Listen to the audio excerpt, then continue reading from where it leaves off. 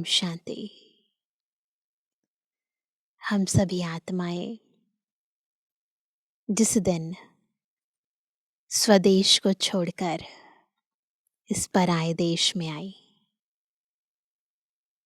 उस दिन से इस दुनिया का परायापन धीरे धीरे अपना प्रभाव हम आत्माओं पर डालने लगा और सतयुग से त्रेता, त्रेता से द्वापर, द्वापर से कलयुग आते आते हम अपने स्वभाव को, स्वदेश को, स्वस्वरूप को, स्वपिता को पूर्ण रीति भूल गए और ये परायापन, इस परायेपन को अपना मानने लगे। इस पराई देह को जो प्रकृति से मिलकर बनी है, इसे अपना स्वरूप समझने लगे, परिस्थितियों में जीने लगे, पर चिंतन, पर दर्शन, पर मत पर चलने लगे। और जब हम सबका परम पिता शिव बाबा, हमारा अपना बाबा इस सृष्टि पर आते हैं, तो सबसे पहले इस परायेपन को दूर करते हैं, हमें पुनः स्वस्वरूप की, स्वदेश की स्मृति दिलाते हैं और इस पर की बीमारी से सदा काल के लिए छुड़ाते हैं। आज की मुरली भी हमें हमारे निजी स्वरूप का सिमरण करा रही है, हमें पर चिंतन से परे ले जा रही है। सुनते हैं बाबा के मधुर महावाक्य। आज है 30 तारीख, 30 सितंबर 2024। बाबा के महावाक्य हैं, मीठे बच्चे अपनी बैटरी चार्ज करने का ख्याल करो। अपना टाइम पर चिंतन में वेस्ट मत करो। अपनी घोट तो नशा चढ़े। बस स्वचिंतन में, मनन में, मंथन में लगे रहो। प्रश्न है, ज्ञान 1 सेकंड का होते हुए भी बाप को इतना डिटेल से समझाने व इतना समय देने की आवश्यकता क्यों? कईयों के मन में प्रश्न उठता है ना, तो बाबा उत्तर देते हैं, क्योंकि ज्ञान देने के बाद बच्चों में सुधार हुआ है या नहीं, यह भी बाप देखते हैं और फिर सुधारने के लिए ज्ञान देते ही रहते हैं। ऐसा तो नहीं ना बाबा ने ज्ञान दिया और हम पूरी तरह बदल गए, नहीं, सारे बीज और झाड़ का ज्ञान देते हैं, जिस कारण उन्हें ज्ञान सागर कहा जाता है। अगर 1 सेकंड का मंत्र देकर चले जाएं तो ज्ञान सागर का टाइटल भी ना मिले, फिर तो बूंद हो गई ना। ज्ञान का सागर है तो ऐसे सागर की तरह विस्तार ज्ञान का सुनाएंगे ना। ओम शांति।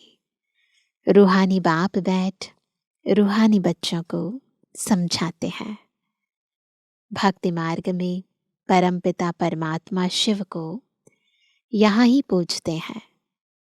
भल बुद्धि में है कि यह होकर गए हैं, जहाँ पर लिंग देखते हैं तो उनकी पूजा करते हैं। यह तो समझते हैं शिव परम धाम में रहने वाला है, होकर गए हैं, इसलिए उनका यादगार बनाकर पूजते हैं। जिस समय याद किया जाता है तो बुद्धि में जरूर आता है कि निराकार है, जो परम धाम में रहने वाला है, उनको शिव कह पूजते हैं। मंदिर में जाकर माथा टेकते हैं, उन पर दूध, फल, जल आदि चढ़ाते हैं, परंतु वह तो जड़ है, जड़ की भक्ति ही करते हैं। अभी तुम जानते हो वह है चैतन्य, उनका निवास स्थान परम धाम है। वह लोग जब पूजा करते हैं तो बुद्धि में रहता है कि परम धाम निवासी हैं, बोलते भी ना पार ब्रह्म परमेश्वर होकर गए हैं, तब यह चित्र बनाए हैं, है ना। कोई यहाँ पर होकर गया है तभी तो उनके चित्र बनते हैं ना। तो तब यह चित्र बनाए गए हैं जिसकी पूजा की जाती है। वह चित्र कोई शिव नहीं है, वो जो लिंग बना देते हैं वो कोई शिव नहीं है, उनकी प्रतिमा है। वैसे ही देवताओं को भी पूजते हैं, जड़ चित्र है, चैतन्य नहीं है। परंतु वह चैतन्य जो थे, है ना, जड़ किसी की तो यादगार में बना है ना, तो जो चैतन्य थे वह कहाँ गए ये नहीं समझते। जरूर पुनर्जन्म ले नीचे आए होंगे, सीढ़ी नीचे उतरे होंगे। अभी तुम बच्चों को ज्ञान मिल रहा है ना। समझते हो जो भी पूज्य देवता थे वह पुनर्जन्म लेते आए हैं। आत्मा वही है, आत्मा का नाम नहीं बदलता, बाकी शरीर का नाम बदलता है। वह आत्मा कोई ना कोई शरीर में है। पुनर्जन्म तो लेना ही है। तुम पूजते हो उनको जो पहले पहले शरीर वाले थे। कौन थे? सतयुगी लक्ष्मी नारायण को पूजते हो। इस समय तुम्हारा ख्याल चलता है, जो नॉलेज बाप देते हैं। तुम समझते हो जिस चित्र की पूजा करते हैं वह पहले नंबर वाला है। पहले भी लक्ष्मी नारायण की पूजा करते थे, पर ये विचार नहीं आता था कि ये पहले नंबर के राजा, विश्व महाराजा, विश्व महारानी है। तो ये नहीं आता था मन में। यह लक्ष्मी नारायण चैतन्य थे, यहां ही भारत में थे। अभी नहीं है। मनुष्य यह नहीं समझते कि वह पुनर्जन्म लेते लेते, भिन्न नाम रूप लेते 84 जन्मों का पाठ बजाते आते हैं। ये मन में नहीं आता कि उन आत्माओं ने भी शरीर छोड़ा होगा और फिर दूसरा तीसरा जन्म लिया होगा, तो अभी इस कलयुग अंत में है। ये मन में नहीं आता। उन्हें लगता है देवताएं तो सदा ही अमर हैं, वो तो कभी मरते ही नहीं है। तो बाबा कहते ये मन में नहीं आता कि पुनर्जन्म लेते लेते, नाम रूप लेते 84 जन्मों का पाठ बजाते रहते हैं। यह किसके ख्याल में भी नहीं आता। सतयुग में थे तो जरूर, परंतु अब नहीं है। यह भी किसको समझ नहीं आती। अभी तुम जानते हो ड्रामा के प्लान अनुसार फिर चैतन्य में आएंगे जरूर। मनुष्यों की बुद्धि में यह ख्याल ही नहीं आता। बाकी इतना जरूर समझते हैं कि यह थे, अब इनके जड़ चित्र हैं, परंतु वह चैतन्य कहाँ चले गए? चैतन्य कहाँ चले गए? यह किसकी बुद्धि में नहीं आता है। मनुष्य तो 84 लाख पुनर्जन्म कह देते हैं। यह भी तुम बच्चों को मालूम पड़ा है कि 84 जन्म ही लेते हैं, न कि 84 लाख। अब रामचंद्र की पूजा करते हैं, उनको यह भी पता नहीं है कि राम कहाँ गया। तुम जानते हो कि श्री राम की आत्मा तो जरूर पुनर्जन्म लेती रहती होगी। यहाँ इम्तिहान में पास होती है, परंतु कोई ना कोई रूप में होगी तो जरूर ना। ये बुद्धि नहीं चलती है। यहाँ ही पुरुषार्थ करते रहते हैं। इतना नाम बाला है राम का, तो जरूर आएंगे। उनको नॉलेज लेनी पड़ेगी। अभी कुछ मालूम नहीं पड़ता है, तो उस बात को छोड़ देना पड़ता है। अभी तो नहीं मालूम पड़ता है ना, इन बातों में जाने से भी टाइम वेस्ट होता है। कौन क्या बनेगा, कैसे बनेगा, ये राम बनेंगे। इससे तो क्यों ना अपना टाइम सफल करें, अपनी उन्नति के लिए बैटरी चार्ज करें, योग लगाएं ना। दूसरी बातों का चिंतन तो पर चिंतन हो गया, अभी तो अपना चिंतन करना है। ये पर चिंतन करते करते कितना टाइम वेस्ट हो गया। अभी अपना चिंतन करना है। हम बाप को याद करें, वह भी जरूर पढ़ते होंगे, अपनी बैटरी चार्ज करते होंगे, परंतु तुमको अपनी करनी है। कौन क्या करता है, किसने क्या किया, उसमें मत जाओ, मुझे अपनी करनी है। क्या कहा जाता है? कहा जाता है अपनी घोट तो नशा चढ़े ना। हर व्यक्ति अपने अपने लेवल पर कर रहा है, पर मुझे कब नशा चढ़ेगा? जब मैं घोटूंगी, है ना। तो जितना मैं मनन मंथन करूंगी, जितना मैं बाबा को याद करूंगी, उतना मुझ में शक्ति आएगी। बाप ने कहा है, जब तुम सतु प्रधान थे तो तुम्हारा बहुत ऊंच पद था। अब फिर पुरुषार्थ करो, मुझे याद करो, तो विकर्म विनाश हो। मंजिल है ना, यह चिंतन करते करते सतु प्रधान बनेंगे। नारायण का ही सिमरण करने से हम नारायण बनेंगे। अंत काल में जो नारायण सिमरे, तुमको बाप को याद करना है, जिससे पाप कटे, फिर नारायण बने। यह नर से नारायण बनने की हाईएस्ट युक्ति है। क्या? बाबा को याद करना। एक नारायण तो नहीं बनेंगे ना, यह तो सारी डिनाइस्टी बनती है। बाप हाईएस्ट पुरुषार्थ कराएंगे ना, हाईएस्ट पुरुषार्थ कराएंगे। यह है ही राजयोग की नॉलेज। सो भी पूरे विश्व का मालिक बनना है। राजा तो बनेंगे, परंतु कौन से राजा? विश्व के मालिक, विश्व महाराजा। जितना पुरुषार्थ करेंगे उतना जरूर फायदा है। एक तो अपने को आत्मा जरूर निश्चय करो। कोई कोई लिखते भी ऐसे हैं, फलानी आत्मा आपको याद करती है।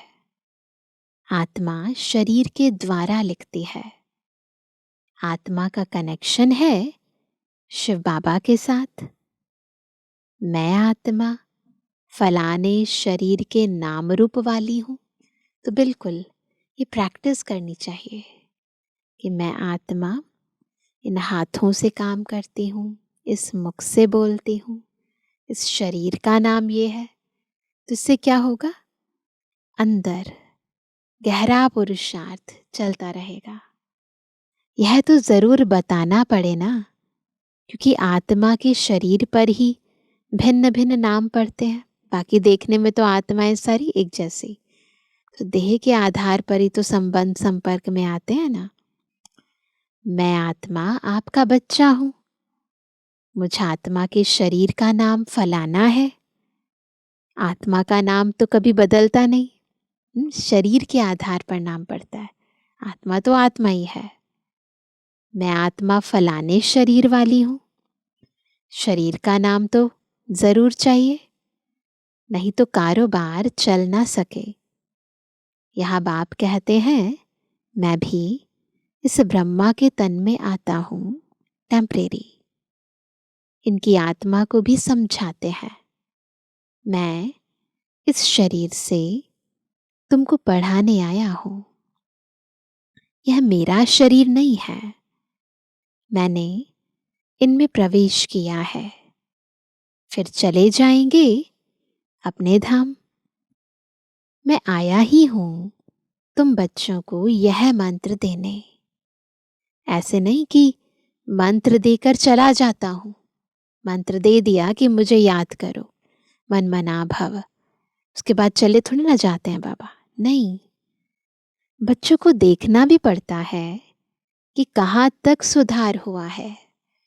ऐसा टीचर है बाबा हमारा कि ऐसे नहीं कि पढ़ाकर चला जाए, ये भी चेक करते हैं कि बच्चों ने कितना पढ़ा है, कितने सुधरे हैं। फिर सुधारने की शिक्षा देते रहते हैं। सेकंड का ज्ञान देकर चले जाएं तो फिर ज्ञान का सागर भी ना कहा जाए। कितना समय हुआ है तुमको समझाते ही रहते हैं। झाड़ की, भक्ति मार्ग की सब बातें समझने की डिटेल है, डिटेल में समझाते हैं। बाबा कहते हैं होलसेल माना मन मना भव। परंतु ऐसा कहकर चले तो नहीं जाएंगे, है ना। बाबा तो डिटेल में समझाते हैं ना। तो बाबा कहते हैं पालना यानी देख रेख भी करनी पड़े। कई बच्चे बाप को याद करते करते फिर गुम हो जाते हैं। फलानी आत्मा जिसका नाम फलाना था, बहुत अच्छा पढ़ता था, स्मृति तो आएगी ना, है ना।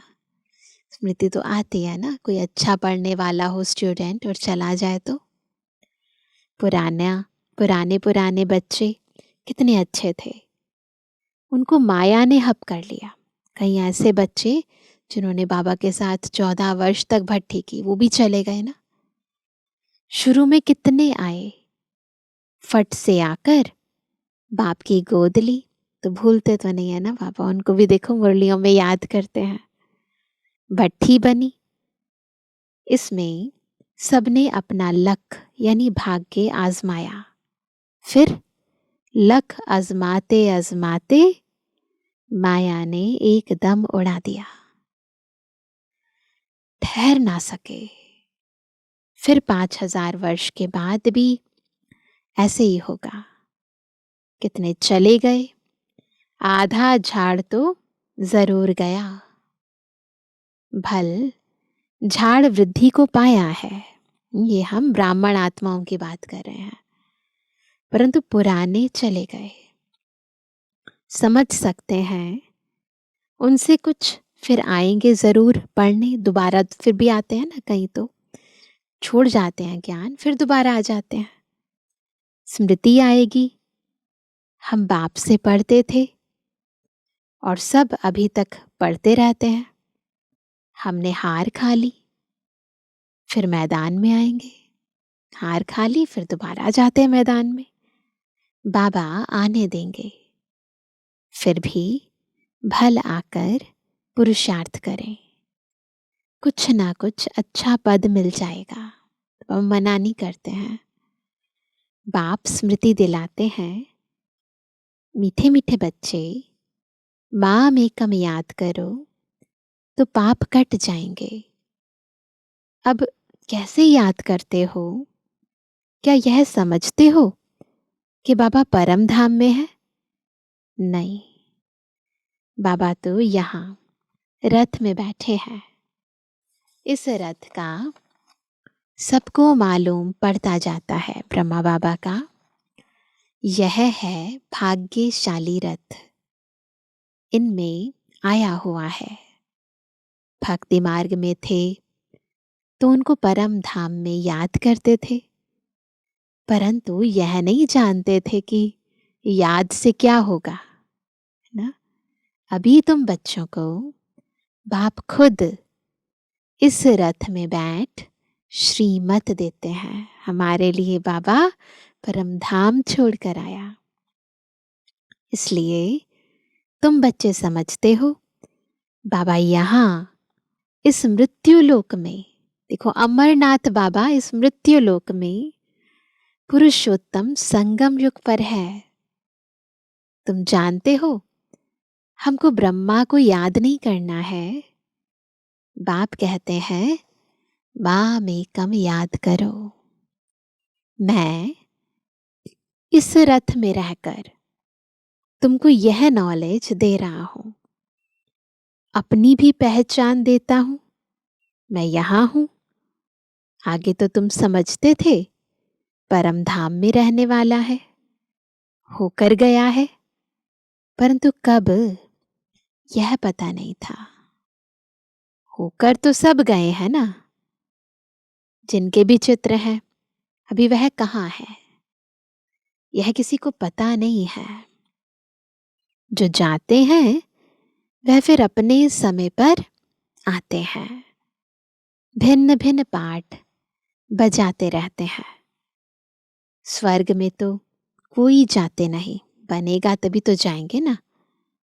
बाप ने समझाया है स्वर्ग में जाने के लिए तो पुरुषार्थ करना होता है, और पुरानी दुनिया का अंत नई दुनिया की आदि चाहिए, जिनको पुरुषोत्तम संगम युग कहा जाता है। तो पुरुषार्थ करना है, परंतु पुरुषार्थ करने का टाइम भी निश्चित है, ना इसके बाद ना इससे पहले। केवल पुरुषोत्तम संगम युग पर जो हम पुरुषार्थ करते हैं, उसके आधार पर हमें सतयुगी राज्य भाग्य मिलता है। यह ज्ञान अब भी तुमको है।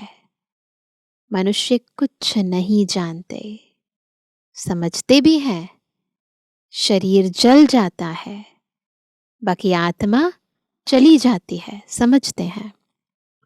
अब कलयुग है तो जरूर जन्म कलयुग में ही लेंगे। सतयुग में थे तो जन्म भी सतयुग में लेते थे। यह भी जानते हो आत्माओं का सारा स्टॉक कहाँ होता है? निराकारी दुनिया में होता है। यह तो बुद्धि में बैठा है ना, फिर वहां से आते हैं, यहां शरीर धारण कर जीवात्मा बन जाते हैं। सबको यहां आकर जीव आत्मा बनना है।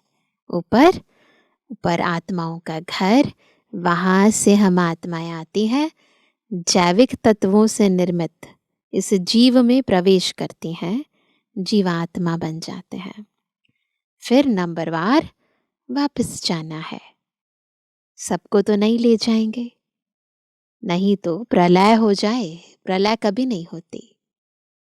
दिखाते हैं कि प्रलय हो गई, रिजल्ट कुछ नहीं दिखाते। फिर क्या हुआ प्रलय के बाद? तो बाबा कहते तुम तो जानते हो यह दुनिया कभी खाली नहीं हो सकती है। ये रंगमंच है और अनादि अविनाशी नाटक है। कभी खाली नहीं होगा ये मंच। गायन है राम गयो रावण गयो, जिनका बहुत परिवार है।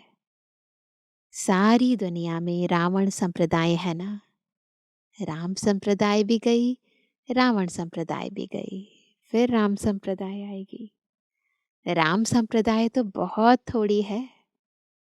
राम की संप्रदाय है ही सतयुग त्रेता में। कौन राम? शिव बाबा। बहुत फर्क रहता है। बाद में फिर और टाल टालियां निकलती हैं। अभी तुमने बीज और झाड़ को भी जाना है। बाप सब कुछ जानते हैं, बीज को भी जानते हैं हम सब, झाड़ को भी जानते हैं, सार भी जानते हैं और विस्तार भी जानते हैं। बाप सब कुछ जानते हैं, तब तो सुनाते रहते हैं। इसलिए उनको ज्ञान सागर कहा जाता है। एक की बात अगर होती तो फिर कुछ शास्त्र आदि भी बन ना सके। झाड़ की डिटेल भी समझाते रहते हैं। मूल बात नंबर 1 सब्जेक्ट है बाप को याद करना। इसमें ही मेहनत है, इस पर ही सारा मदार है। बाकी झाड़ को तो तुम जान गए हो। दुनिया में इन बातों को कोई भी नहीं जानते हैं। तुम सब धर्म वालों की तिथि तारीख आदि सब बताते हो। झाड़ के चित्र में देखा है ना, हम जड़ों को भी जानते हैं, बीज को भी जानते हैं, तने को भी जानते हैं और फिर टाल टालियों को भी जानते हैं। कब कौन आया, किसने क्या किया, सब जानते हैं। तिथि तारीख सहित जानते हैं। आधा कल्प में यह सब आ जाते हैं। देखे ना, तने तक आधा, फिर आधे कल्प में सारे आ जाते हैं। बाकी है सूर्यवंशी, चंद्रवंशी।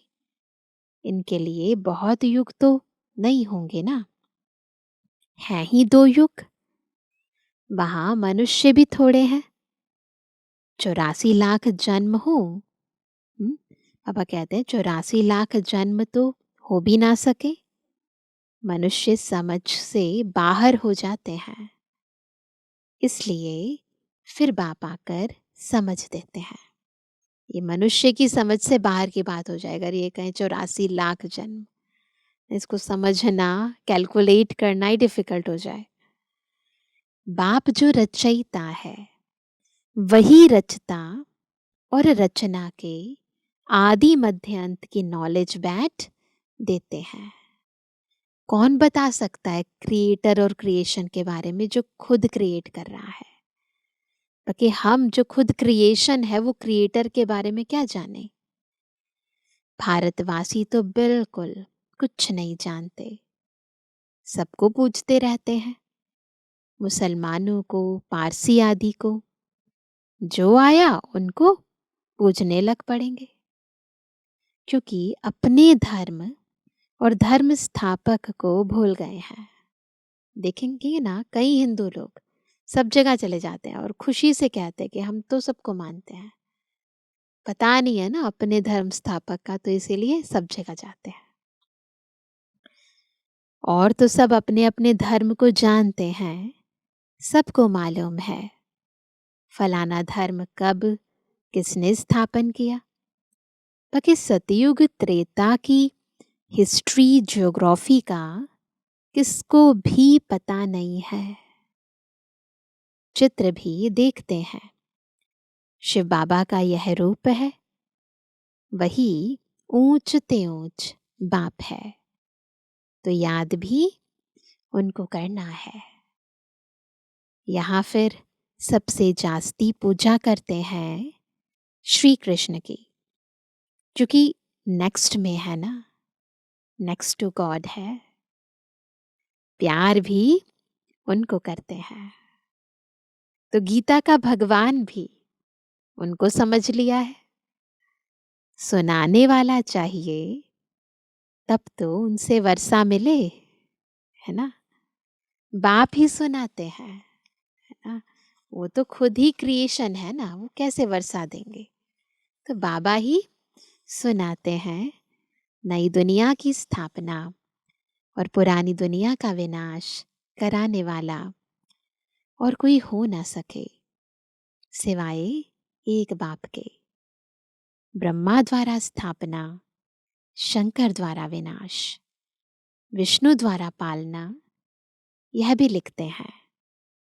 यहाँ के लिए ही है, परंतु समझ कुछ भी नहीं। तुम जानते हो वह है निराकारी सृष्टि, यह है साकारी सृष्टि। सृष्टि तो यही है। यहाँ ही राम राज्य और रावण राज्य होता है। महिमा सारी यहाँ की है। बाकी सूक्ष्म वतन का सिर्फ साक्षात्कार होता है। मूल वतन में तो आत्माएं रहती हैं, फिर यहाँ आकर पाठ बजाती हैं।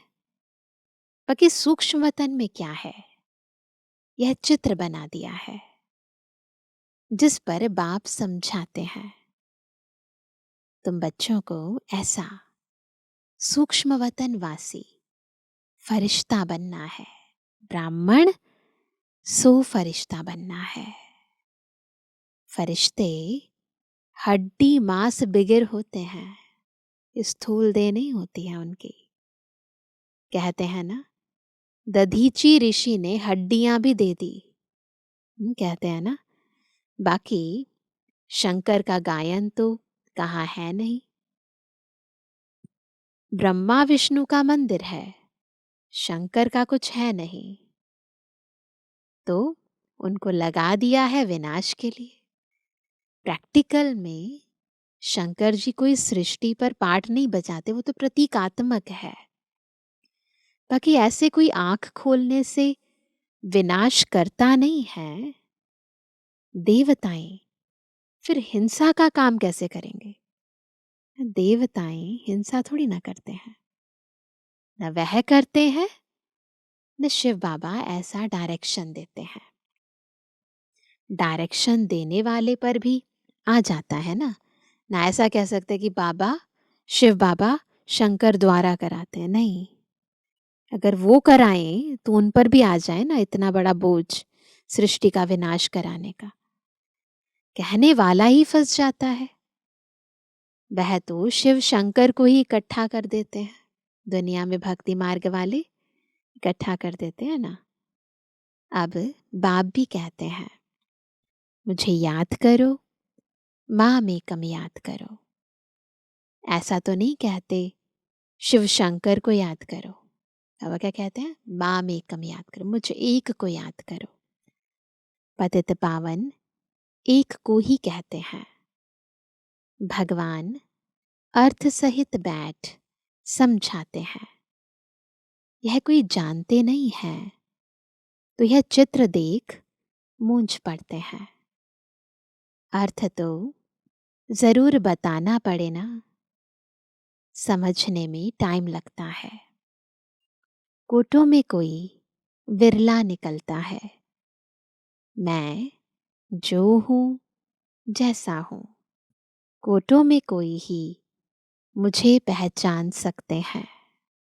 अच्छा, मीठे मीठे सर्व से एबल आज्ञाकारी बच्चों पर माता पिता बाप दादा का याद तारा। Good morning. रूहानी बच्चों की, रूहानी बाप दादा को गुड मॉर्निंग, नमस्ते नमस्ते नमस्ते। धारणा के लिए मुख्य सार है, पहला, किसी भी बात के चिंतन में अपना समय नहीं गंवाना है, अपनी मस्ती में रहना है। स्वयं के प्रति चिंतन कर आत्मा को सतु प्रधान बनाना है। दूसरा, नर से नारायण बनने के लिए अंतकाल में एक बाप की ही याद रहे। इस हाईएस्ट युक्ति को सामने रखते हुए, कौन सी युक्ति की एंड में एक की याद रहे, पुरुषार्थ करना है, मैं आत्मा हूं। इस शरीर को भूल जाना है। वरदान है, दाता की देन को स्मृति में रख, सर्व लगावों से मुक्त रहने वाले आकर्षण मुक्त भव। कैसे बनेंगे आकर्षण मुक्त? जब ये याद रहेगा कि ये सब किसने दिया है, बाबा ने, तो दाता की देन को स्मृति में रखेंगे। तब कई बच्चे कहते हैं कि इनसे मेरा कोई लगाव नहीं है, परंतु इनका यह गुण बहुत अच्छा है या इनमें सेवा की विशेषता बहुत है। लेकिन किसी व्यक्ति या वैभव के तरफ बार बार संकल्प जाना भी आकर्षण है। किसी की भी विशेषता को देखते, गुणों को व सेवा को देखते, दाता को नहीं भूलो। यह दाता की देन है। यह स्मृति लगावों से मुक्त, आकर्षण मुक्त बना देगी। है ना? याद रखे कि अगर वो गुणवान है तो उसको भी गुण देने वाला कौन है, तो बुद्धि ऊपर जाएगी, किसी पर भी प्रभावित नहीं होंगे। स्लोगन है, ऐसे रूहानी सोशल वर्कर बनो जो भटकती हुई आत्मा को ठिकाना दे दो, भगवान से मिला दो। टारगेट क्या रहे कि भटकती हुई आत्मा को किनारा मिल जाए, भगवान से वो मिल जाए ना। सुनते हैं आज का व्यक्त इशारा। जिसे गायन है इच्छा मात्रम अविद्या। तो यह फरिश्ता जीवन की विशेषता है। क्या है फरिश्ता जीवन की विशेषता? कोई इच्छा नहीं है, इच्छा मात्रम अविद्या है। जब ब्राह्मण जीवन फरिश्ता जीवन बन जाती है तो कर्मातीत स्थिति को प्राप्त हो जाते हैं। वे किसी भी शुद्ध कर्म, व्यर्थ कर्म, विकर्म व पिछले कर्मों के बंधन में नहीं बंधते, ऐसी स्थिति हो जाती है। अच्छा, ओम शांति।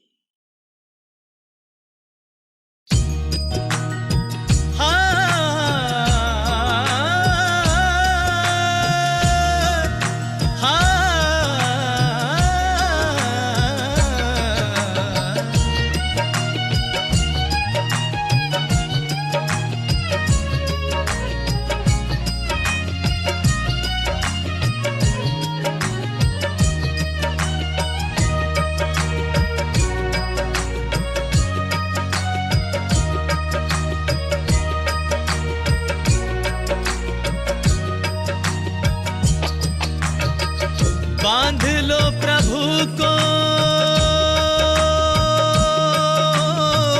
बांध लो प्रभु को, बांध लो प्रभु को सांसों के तार में, दिल में बसा लो, दिल में बसा लो, बुला लो साकार में, समा जाए हम रूहानी प्यार में। पधारो पधारो पधारो पधारो जी, पधारो पधारो पधारो पधारो जी। ओ मोरे शिव साजन गुले गुलजार में, गुले गुलजार में, गुले गुलजार में, गुले गुलजार में, गुले गुलजार में, गुले गुलजार में।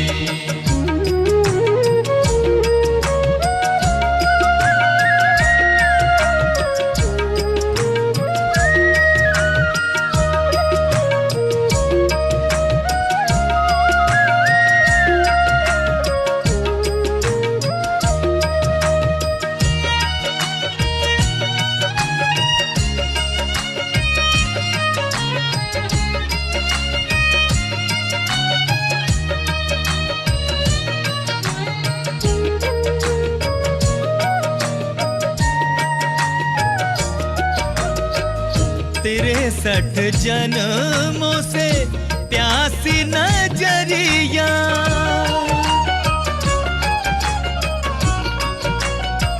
हाँ अब जाके पाया है शिव सावरिया।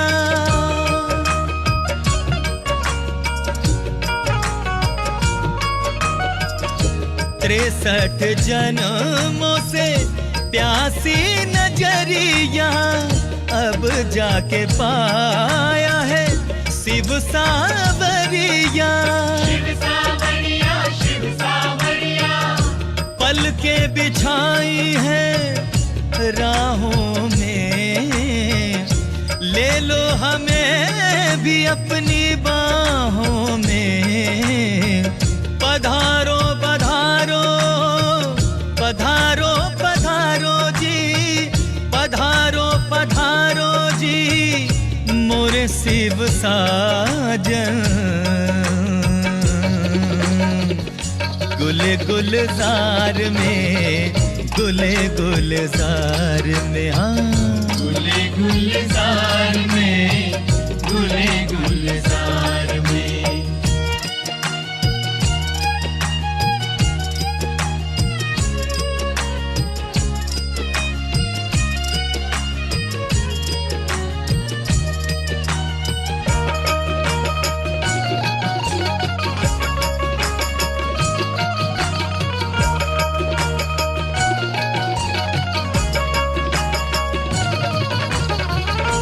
तड़पा गई हमें आपकी जुदाई।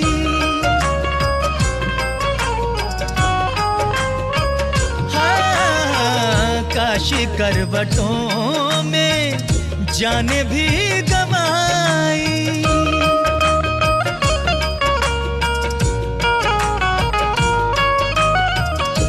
तड़पा गई हमें आपकी जुदाई। काशी करवटों में जाने भी गवाई। हो तुम्हें ढूंढते थे काम था न दूजा। फूलों से हमने पत्थरों को पूजा। सोमनाथ मेरे पधारो, अंबरनाथ मेरे पधारो। सब नाथों के नाथ पधारो जी। गुले गुलजार में, गुले गुलजार में, हाँ गुले गुलजार